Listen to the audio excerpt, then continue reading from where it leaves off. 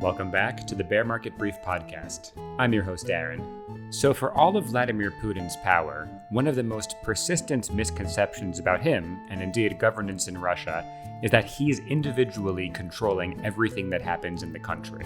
Back when I was writing the brief, one of the ways I would explain governance in Putin's Russia was with an analogy to Lord of the Rings, that Putin's gaze is a bit like the Eye of Sauron. Now, not to make a value judgment or to compare Russia to Mordor, but Putin has a very intense focus. What he's looking at gets done. But his focus is also narrow. So how does the rest of his agenda get accomplished? Enter one Mikhail Mishustin. Now, that name doesn't come up a lot in the Western press, but he's Russia's prime minister and could well be the second most important man in the country. So who is Mishustin? What is his agenda? And what does his role tell us about governance in Russia on a broader level? Joining us for this episode is Dr. Fabian Burkhardt. Fabian is a researcher with the Political Science Junior Research Group at the Leibniz Institute for East and Southeast European Studies. He had a lot to share, so stay tuned. Fabian, great to have you with us today. Yeah, thanks for having me. So, jumping straight into it, could you tell the listeners a little bit about yourself, research focus, what keeps you busy these days? Currently, I'm a postdoctoral research fellow at the Leibniz Institute for East and Southeast European Studies in Regensburg, Germany. And I'm also an editor of Russlandanalysen, which is the sister publication of the Russian Analytical Digest. Some readers might know it, or Ponar's policy papers. So the main idea is basically to transfer academic knowledge to a broader audience. And in terms of research, I'm currently starting a new research project on digital transformation and authoritarian regimes with a focus on the post-Soviet space. But my previous research was very much focused on executive and presidential politics in Russia. So I defended my PhD at the University of Bremen in 2018, specifically on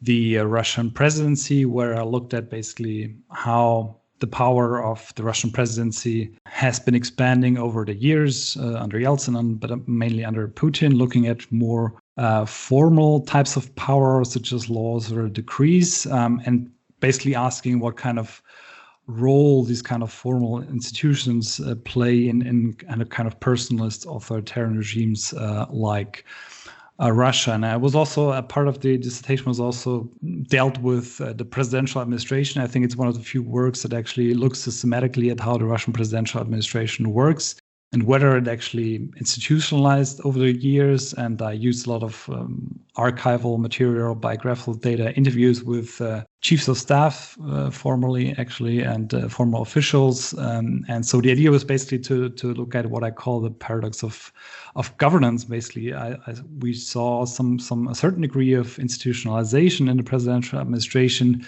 but this did not really increase coherence or governance. So there's a huge problem, obviously, with implementing actually presidential decisions, directives. So if you look at the archival data, I actually have, so there was about only 50% of actually presidential directives were actually implemented, in fact. So that seems to be one of the paradoxes of having a very strong president or who actually has problems with actually having own decisions implemented by other actors, be it in the federal government or in the regions. And after the PhD, I went on for a postdoc position to Moscow at the HSE, High School of Economics, and I basically worked on two projects that are still kind of work in progress. But I was interested in this weak implementation of presidential decisions. So I looked specifically at 2012 May decrees.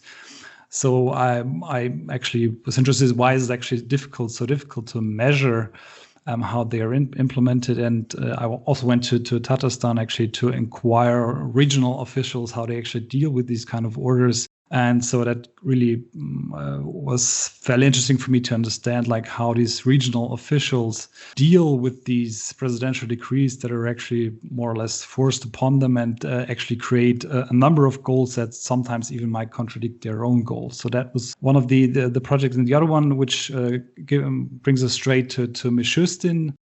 So it's actually we, with a colleague from Potsdam University, we looked at structural changes within Russian ministries, federal ministries. And so one interesting finding that I found intriguing was that actually departments and ministries change much more often and quickly than actually departments that deal with policy implementation. So it's basically administration. So the basically those that administer the federal and manage the ministries, they change more often. In our interpretation, there is actually a lot of patronage and rent seeking going on in these management units. And that is fairly interesting when you look at one of Mishustin's ideas, actually to limit the staff size of these departments in ministries and agencies that actually only service the executive bodies but do not actually have a policy function. So the idea of Mishustin is actually to limit it to 30%. And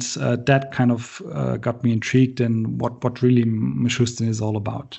So hearing that biography, I mean, there's content in there for, I'm sure, several, if not a great number of Bear Market Brief podcast episodes. So all of that's really interesting. But yes, today we are focusing on Mikhail Mishustin, who, just for clarity, is the Prime Minister of Russia.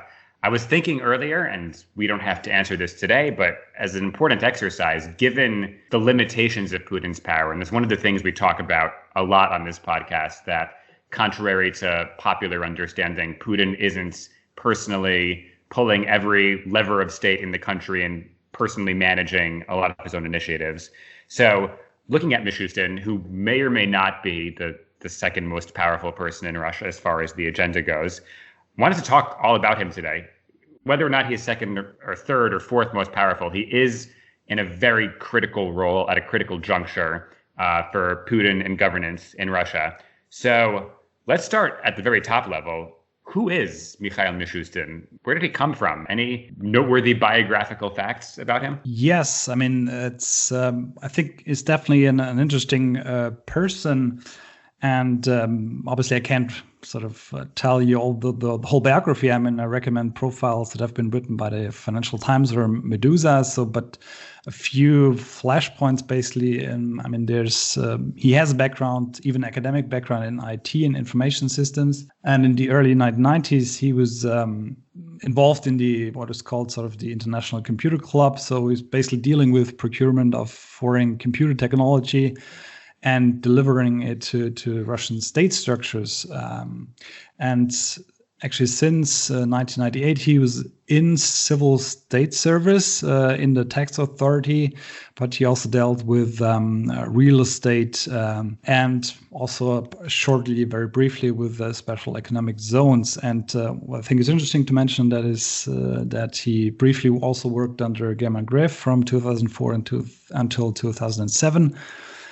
And after sort of a short stint in private business, he went on to head the Federal Tax Service of Russia in 2010 until 2020, when he was in January, when he was appointed prime minister. So I think there's quite a bit of interesting stuff in his biography. So one of the common themes, well, I think there are 3 points I think that might be worth mentioning when you look at his biography. So the Federal Tax Service has once sort of been described as a chicken that is laying golden eggs. So that seems to be describe actually his philosophy, the tax service under Mishustin quite well. So it's really about mobilizing reserves. So he kind of boasted that he improved tax collection compared to the general growth of the economy, or that the amount of taxes that have been collected per tax audit. So that seems to be really the major issue, like mobilizing of reserves that have not been tapped before by. And that's the other point, sort of managing, unifying, and streamlining state databases and information system. That seems really one of his core interests and core competences, and kind of the centralization of data and integration of databases. That's really what I think his interest is all about. And the third part, I think, is all about kind of automation, so making things more efficient by automizing it. But that's kind of also very illustrative of his technocratic and very apolitical and even paternalistic approach. So the idea is basically you have technology, and that really makes citizen deliberation, but also the decisions of bureaucrats at some point unnecessary. So basically, technology will automatically decide for you what actually has to be done in specific situations. So that's, I think, one of the guiding philosophies behind what he seems to be all about.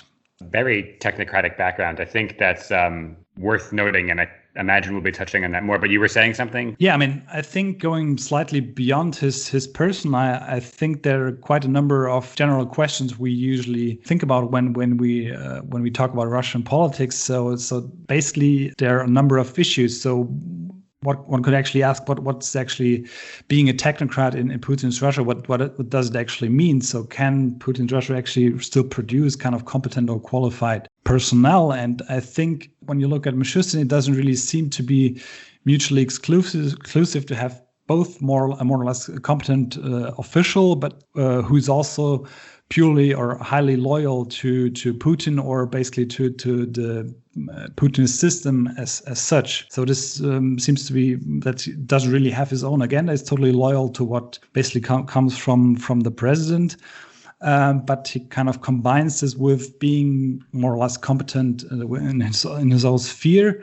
But he also plays in this kind of usual game that the Russian elite plays. So he doesn't really seem to be aligned with a specific elite group. But I mean, he plays in Putin's night hockey league.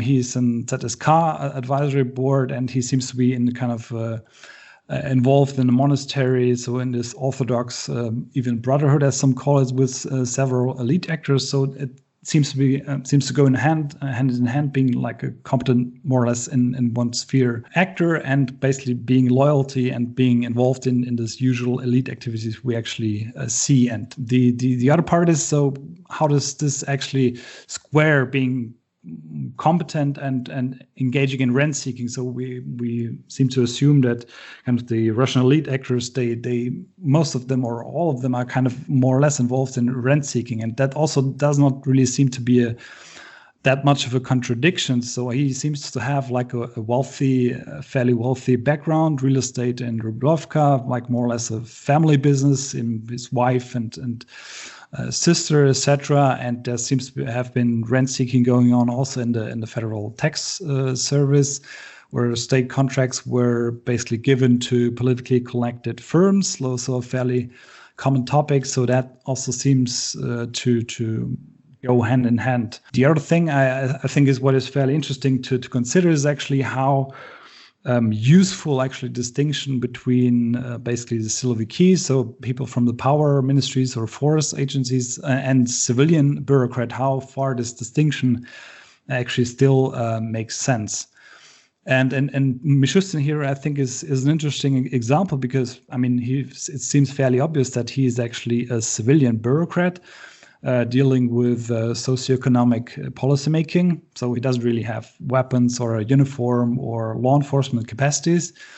But if we think that, or if we consider that he deals basically with data management, with data centralization, how central sort of this data is for elite management, for dealing with businesses, or even with the population at large in terms of surveillance, etc. So he seems to be squaring both. So he has competences and actually qualities that would also qualify for Siloviki. So, and by hearsay, actually people actually argue that he's quite popular among the FSB, and that seems to be mostly also due to the fact that with his approach to actually managing data, which is so central. And the last thing, actually, what I find interesting is usually when we think back to Medvedev, so we kind of, when someone engages in more or less in change, or actually engaging in some kind of what we think might be modernization or some kind of reform, so we tend to equal this in kind of with a pro-Western stance. So, but in terms of Mishustin, actually, it's quite fairly ironic if you think back about his past in the basically in the when he was procuring Western computer technology to Russia, but right now he seems to be very supportive of import substitution, of de-offshoreization, basically the automatic data exchange with foreign countries, including tax havens, or making Russian companies, so to speak, pay taxes in Russia, or the Google tax make basically foreign tech companies pay taxes in Russia. So that seems to be also this kind of new public manager that combines at least a drive to actually make some change in how the Russian state is managed while being totally loyal to Putin and kind of trying actually to engage in this import substitution of Western technology and basically increasing Russian sovereignty in this respect. So you mentioned Medvedev, Dima, as we affectionately know him, on the Bear Market Brief podcast and in briefs going back a few years now. On one hand, I want to avoid making all of this a comparison between Mishustin and his predecessor. And having said that, we're now going to spend most of the rest of this episode talking about how Mishustin differs from Medvedev. So thinking back on the Medvedev years, which I think would be characterized by kind of two key things. Goofy missteps, I think, is one critical one. His famous comment, "Держитесь там, хорошего вам настроения," hang in there, wish you a good mood. But the other thing is, if you had to really distill what Medvedev was about as prime minister, especially, I guess, in his presidency, innovation, that's his thing. What is Mishustin's thing? Does he have a thing? What is he trying to accomplish? How does he fit into the implementation of Putin's agenda? What is he all about? Yeah, I think that's a great question. And I'm not sure we have like this space for talking about how he actually Mishustin compares to Medvedev. But I mean, there's certainly quite a bit to say about Mishustin's agenda and whether he actually has his own agenda. And what is fairly interesting is when he was in the State Duma in January 2020, when he was basically approved by the State Duma, he actually said that basically the program of the Russian government is the presidential address to the Federal Assembly, the famous Послание. So actually arguing Putin's program is my program. And the other remark he made at this Duma session was that the national projects need to be enhanced and need to kind of be accelerated. And so I think taking these two remarks at the very beginning of his premiership, so to speak, I think these are telling in terms of what we have seen in the last year as such, and there are quite a number of priorities one might mention, and I think there are actually four of them that have been crucial over the last 1.5 years maybe. And I think the first is how basically the State Council as such is managed as a major venue where the national projects and basically the national goals are managed. And the second one is that it's not really mentioned that often, but I think it's fairly crucial also with regard to the national goals, is what is called the Unified Plan for the Achievement of the National Goals, which is kind of a central strategic plan of the federal government until 2030, and sort of the third priority is basically creating a data-driven governance for Russia, and there are several sort of facets to it.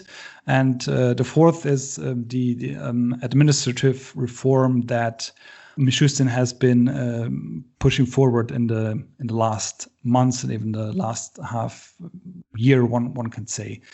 And I think these are really the core parts. We'll be right back after this short break. BNB Russia is meant for anyone who wants to understand what is going on in the world of politics and economics in one of the world's key emerging markets, or perhaps just wants a peek into the broader post-Soviet space. We're a team dedicated to making Russia and Eurasia more accessible, both to rising area experts and specialists, but also to those who don't know what kvass is, have no strong opinions about dill, and don't have any feelings about Moscow's macroeconomic policies. We're here to keep you ahead of the curve and spot what most in English language media aren't talking about. The BNB Russia project is led by FPRI fellow and BNB editor-in-chief Stephanie Petrella, while our latest edition, BNB Ukraine, is led by FPRI associate scholar Eilish Hart. To receive the latest on Russia and Ukraine news, be sure to sign up for BNB Russia at www.fpri.org/subscribe. And now back to the discussion. So, if I might jump in, tell us more about the State Council and what that body functions to do. Yeah, well, I think it's the State Council as such is fairly interesting because at the very beginning of last year's constitutional reform, many have actually argued that the State Council as such is about managing Putin's future. But when you actually look at what we've seen under Mishustin in the last year, so I think a lot of this is actually really about managing basically the national development goals, not only the national projects, but basically the national goals that have been passed in July by a presidential decree by Putin. So it's really about improving the coordination between the federal center, the federal government, and the regions. So one might actually argue that the State Council as such is, especially the representation of the governors therein, is kind of a second government for the governors, where they actually coordinate among themselves and can actually engage in some kind of collective action with regard to the federal government and the presidential administration. So that was actually the main idea behind kind of this rebooting of the State Council that actually tied in with this presidential decree from July 2020 on the national goals, which are actually broken down then in 5 goals: demography and health, human capital, housing and living, environment, economy, and digital economy. So basically the task of the Mishustin government was actually to redefine targets and the performance measurement of these targets, basically in comparison to the so-called May decrees from 2012, which also contained a lot of the policy domains that are actually mentioned in this July 2020 decree, and actually to change sort of the public management of how they are implemented and how performance of this goal attainment, so to speak, how this is measured. And basically the key part of this is the integration of the State Council and the management of the achievement of these national goals with the unified plan for the achievement of these national goals. So it's basically the main difference to the national projects and the May decrees before is actually that it's right now it's sort of the time horizon is extended until 2030. But there's more sort of budget spending actually tied to the achievement of these national development goals. So actually people argue that it's more than sort of 70% outside of the national defense budget is actually tied to the implementation of these. And compared to much less, around 20% that it was previously allocated of actually achieving these national goals. And Mishustin has been kind of busy in sort of streamlining the national projects and various state programs, regional strategic documents, etc., ministerial performance indicators to kind of more or less, or at least attempt to make a coherent strategic program, which is this unified plan, and sort of integrate this in budget planning in the 3-year budget sort of cycle.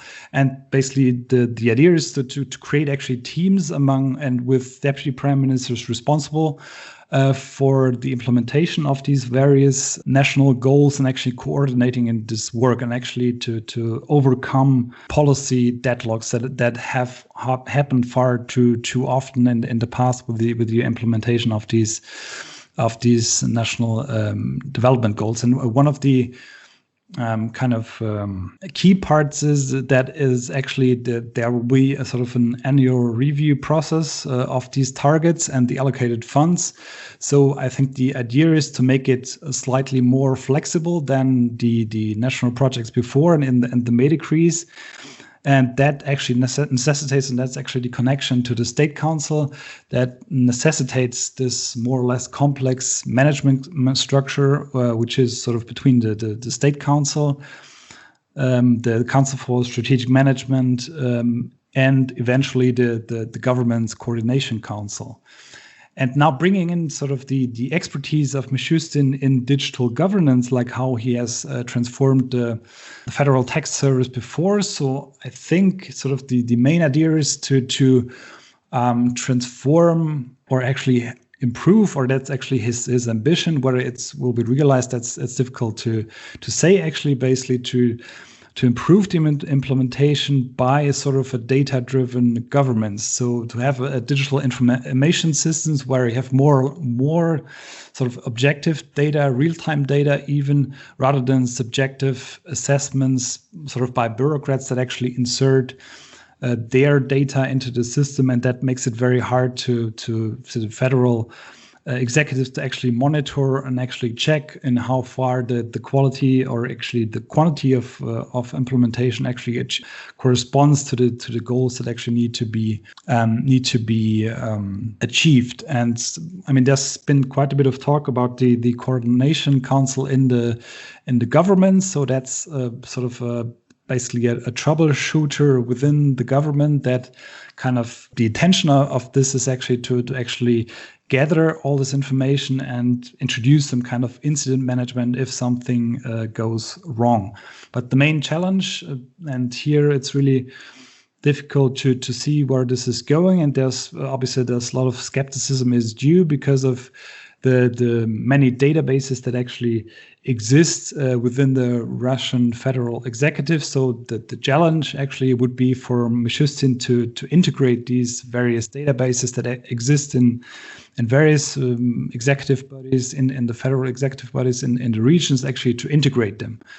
And so, I mean, there's been quite a bit of talk about sort of this as data as the new oil in Russia, but so far it's probably fair to say that it's more or less dirty oil. So the data that's in the system is not that well integrated, and that's one of the main challenge actually in how, or the questions how the Mishustin government will have to be judged upon is actually in how far it sort of achieves to integrate these various databases and actually improve the quality of the data that is in there. And in terms of managing the pandemic in Russia, it's been fairly interesting to see how the e-government service of the federal government, Gosuslugi, and how it has expanded in terms of users. So it has reached 126 million users actually by the end of 2020, and has increased by 24 million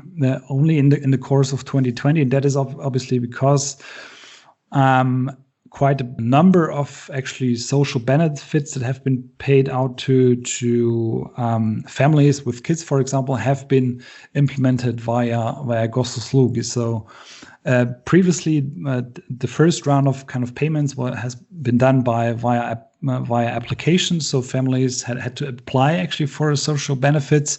But the philosophy, and I think that speaks a lot to how Mishustin thinks about how the state should be managed. So the philosophy actually should be that these payments should be made automatically, so without actually application. So once the government actually decides that a certain payment should be made to a specific group of the population, then this, based on the kind of the databases or the integrated databases the government creates, they ideally should be kind of handed out in an automatic fashion. And that's actually what we have seen in the last year, that actually Mishustin has tried to achieve this in various to certain degrees. One of this, it's obviously it's a fairly risky endeavor for citizens as such. There's a bit of talk about sort of the digital citizen profile, which would allow obviously the government to actually have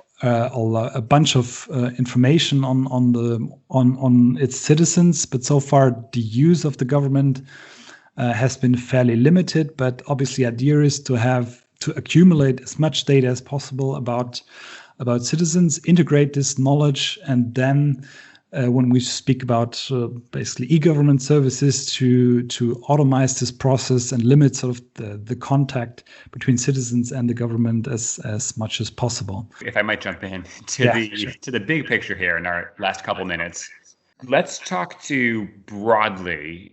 What does Mishustin? I can see kind of the general theme here. It's not broad, far-reaching structural reform. It's making the system as it exists work better. So what is Mishustin's appointment, his agenda? What does that tell us about governance in Russia? What does it tell us about maybe what Putin is trying to accomplish? And let's see if we can fit this into a couple minutes. This could be an episode in its own right. But what is your read on kind of the broader meaning here? Yeah, I think it's a great and obviously difficult question. I mean, last year we have been looking, or analysts have been looking sort of at also about the constitutional reform, what that was all about. Obviously about doing away with term limits of Putin, but there's been paid much less attention sort of about the administrative reform, or actually administrative tweaks that Mishustin has engaged with.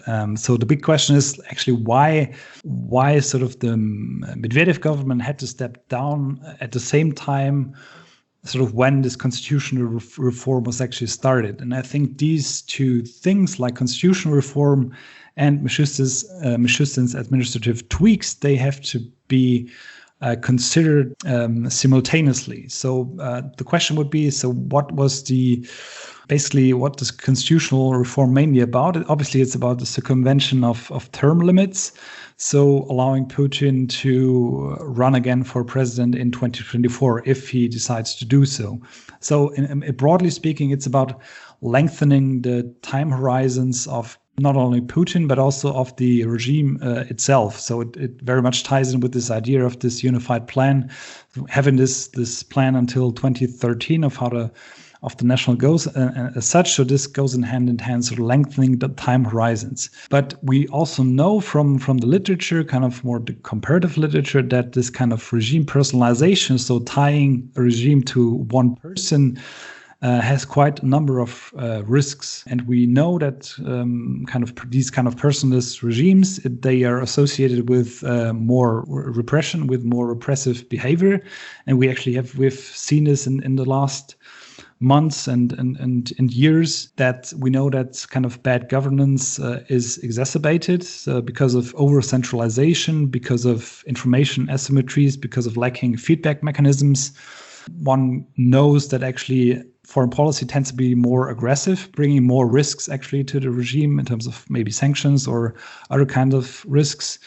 And it's also more risky for the autocrat himself, because of the likelihood of irregular removal increases. So while the time horizons are actually lengthened, the risks are also much higher for not only for the regime, but also for Putin himself. So to summarize what it seems that Mishustin's agenda is all about, it's all about counterbalancing these risks of this regime personalization. So it's about long-term planning horizons, kind of creating this strategic outlook until 2030. And here, I think it doesn't really matter that much in terms of how far of this is actually implemented or not. So it's already fairly clear if you look back at the history of the May decrees 2012 or at the national projects, that quite a bit of it is actually unlikely to be implemented. But I mean, if we look at the broad picture, I think the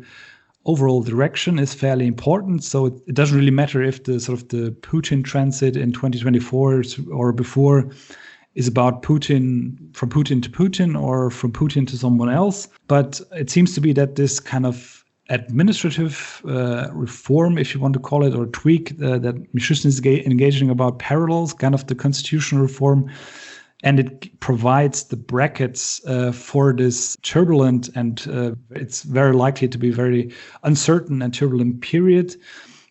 So it's kind of a way of adapting to these changing external circumstances, and it's kind of a mechanism to stabilize the situation, the risky situation, and kind of provide some mechanisms for lead coordination in a longer time horizon. So I think that's what, for me, the Mishustin agenda seems to be about. And on that note, Fabian, thank you so much for joining us today. This was a great conversation. Certainly left me more aware of Mishustin's agenda.